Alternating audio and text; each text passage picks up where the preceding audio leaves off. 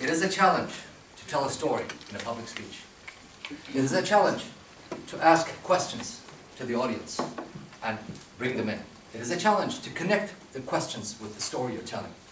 And it's a challenge to derive a lesson from both the story and the questions you ask. It is a challenge to use vocal variety and connect it with the rest of the speech.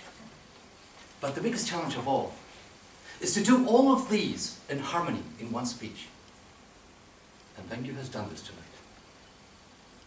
She started by telling us about a story in the 18th century about this author who was prejudiced against the Eiffel Tower and how he changed his mind. But why is she telling us this story? Well, she has those two questions, which I will come back to later. With those two questions, we related it to all our everyday lives, and the answer we should derive from it. I don't want to spend more time on the content of the speech, because this is about vocal variety. Now, there are some aspects of vocal variety that she used. The ones I saw were silence. You see, silence is not lack of communication, it is communication. She came here and she suddenly stopped and drew us in. She used whisper mode in part of her speech. And she used variation of loudness. But this variation of loudness was not without purpose. It was connecting with the emotions she was expressing. For example, anger.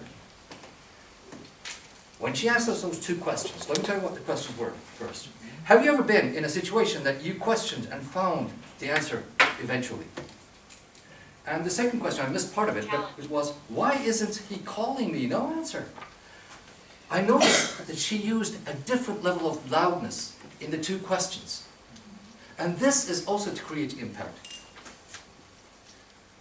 There are two variation of voice techniques that she did not use, though, that I would recommend that you practice in your future speeches. One is variation in the pitch of your voice. For example, what's going on here? I don't know, don't ask me.